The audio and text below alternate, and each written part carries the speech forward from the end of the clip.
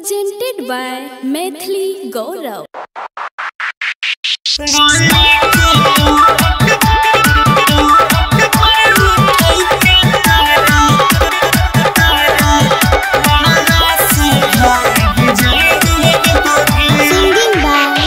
शादी के बाद फाइनल भेल हमर यारा बारे सुन छी कुछ नहीं सुनबा।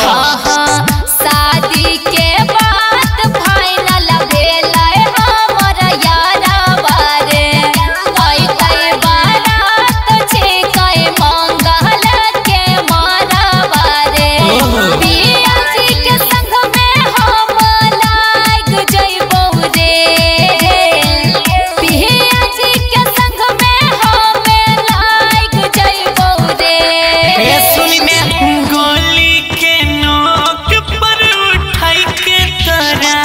मरला से भाई जइबोगे ये छटिया गोली के नोक पर उठाई के तोरा मरला से भाई जइबोगे करिए पड़ते जब नहीं मानते कोई। बम काली रिकॉर्डिंग स्टूडियो मानसी।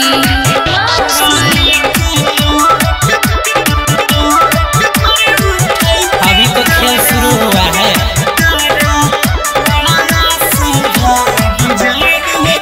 सबके नजर में नहीं तोए हमारा बदनाम करी है शादी में आई के उल्टा सीधा नहीं काम करी है भाई छही धोखा हमारा बुझी है नहीं छोड़ देबा सजला मर करी दीजिए आई के सब तोड़ देबा नसीब में लगाई के नहीं हम आग जइबो रे नसीब में लगाई के नहीं हम आग जइबो रे प्लीज बाबू सॉरी ना इधर से गोली के नोक पर उठाई के तोरा मरला से भाग जइबोगे ये छटिया गोली के नोक पर उठाई के तोरा मरला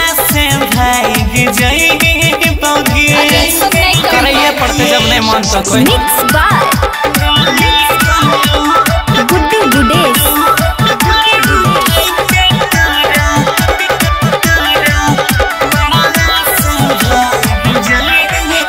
दिलियो नहीं धोखा बुझे दिल से मजबूर छियो झूठी। मैयो बाबू के आगे मोलिस मजबूर छियो कोई मेरा ही वादा सुने सातो जन्म के गे भूलता नहीं गौरव तोहरा दिहल जखम के गे तोरा दिल पर नाम दे हाथ आग जइबो रे तोरा दिल पर नाम दे हाथ आग जइबो रे बुझली रे गोली के नोक पर उठाई के तोरा मरला से भाग जइबोगे ये छटिया गोली के नोक पर उठाई के गुड्डू लाके तोरा भाग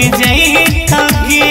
ऐसा नहीं करी गलत आदमी से पंगा ले ले। बम काली रिकॉर्डिंग स्टूडियो मानसी।